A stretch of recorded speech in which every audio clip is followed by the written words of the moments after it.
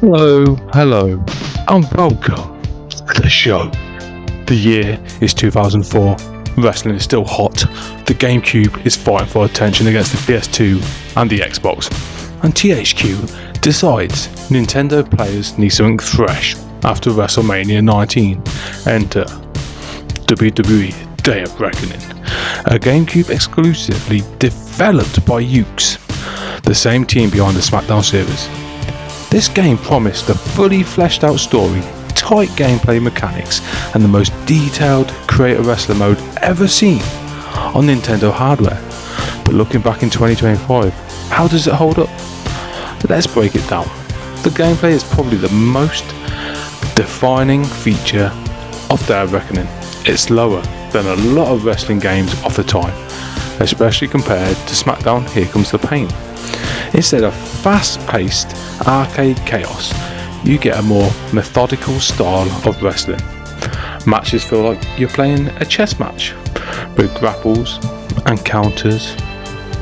Now, on one hand, I actually enjoy the slower pace. It makes the game feel a bit more challenging and strategic. You have to think about your stamina, when to strike, and how to wear your opponent down. Reversals are extremely time-based, and the balance between weak grapples, strong grapples, and finishes force you to build matches more like real pro wrestling. But let's be clear, the pacing also means it can drag. If you're used to quick arcade action, this game might feel sluggish, I guess. For me, it was still fun, but definitely something that stood out compared to the peers. Here Comes the Pain. Shut your mouth. Any SmackDown game that was ever made. Graphically, Day of Reckoning was impressive for 2004.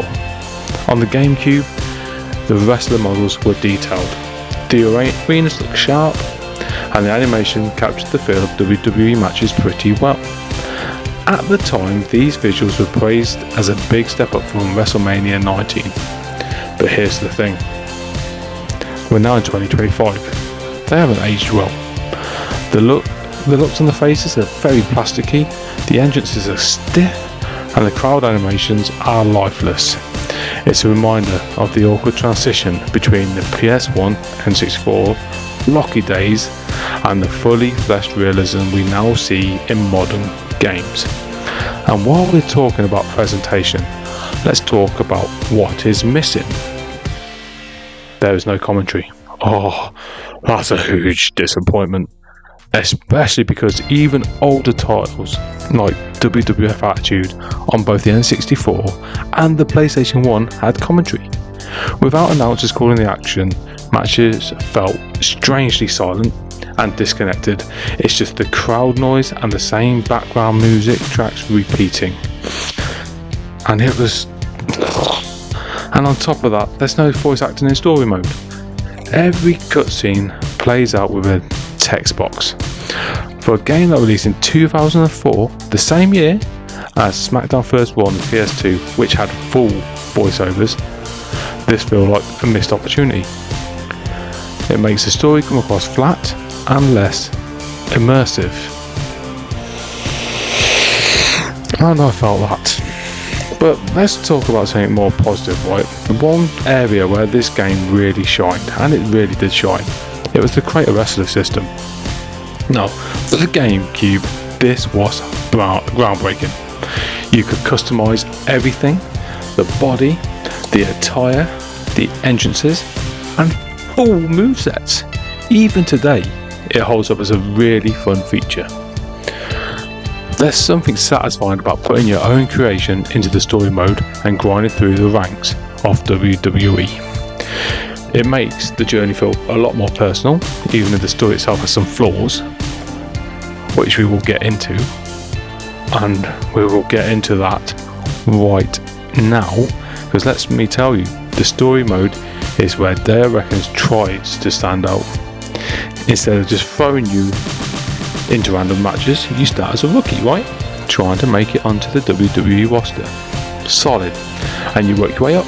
Now, on paper, this is a great idea. But in practice, the opponent pool gets so repetitive and it does it so fast.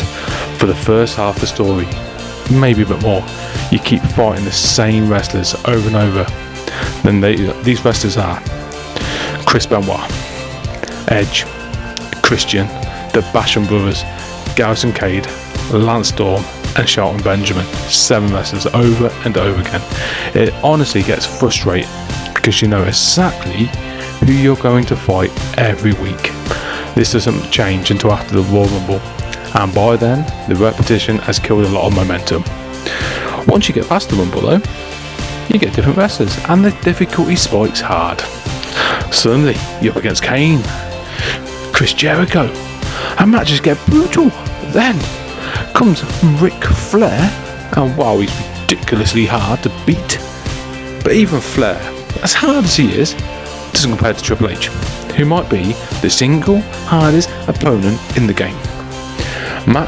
Matches, or as I say, the last match with him was an absolute war, and unless you've mastered reversals, you're in for a long night, as it's an Iron Man match, 15 minutes. The problem is though, once you push through that spike, the story ends really quickly. It's surprisingly short, leaving you with the feeling that there should have been more content, or at least multiple branching storylines to extend replay value, and there wasn't any, so you're going to play that same story over and over again. But outside of the story mode, you've got the usual exhibition matches, which are singles, tag, hardcore, cage and so on. Hell in a Cell is there. They're fine, but nothing groundbreaking compared to other wrestling games of the time. The roster is decent for 2004, featuring top names like Triple H, as we said, Undertaker, Shawn Michaels, Randy Orton, but it's not as large as the SmackDown games on the PS2, nowhere near. And the controls, while they are slower, they are tight once you get used to them. The grapple system gives you a lot more moves to work with, and submissions add another layer of depth. It's not flashy guys, it's not, but it does reward players who stick with it. And I would suggest that you will learn all the moves as you go play this game. Now, I'm going to tell you my final thoughts of this game. And at the end of the day, WWE Day of Reckoning feels like a game caught between two worlds. On one hand, it's got a solid gameplay mechanics, a fantastic creative wrestler mode, and some genuinely fun, challenging matches. Now, on the other hand, it's dragged down by slow pacing, and it does wear on you. The repetitive opponents really frustrated me, a lack of commentary and voice acting, and a story that ends way too soon. It's definitely a product of its time. Back in 2004, it was just a respectable attempt of giving GameCube players their own serious wrestling game, but today it doesn't stack up against the classics, and nowhere near my rating for this game today, not back then, because today back then would have been higher, but today is 5.5 out of 10. It's worth checking out if you're a collector fan or a fan. If you're a collector, check it out. If you're a fan of a wrestling game history, check it out. But otherwise, this one's more of a curiosity than a must play, and that's really so true, guys. So that's WWE Day of Reckoning. If you played it, let me know what you thought. Please, was Ric Flair your brick wall too? Or was it Triple H? And do you think the sequel improved on this formula? Thanks for watching, and as always, keep playing the games and letting me know how you get on. Thank you so much.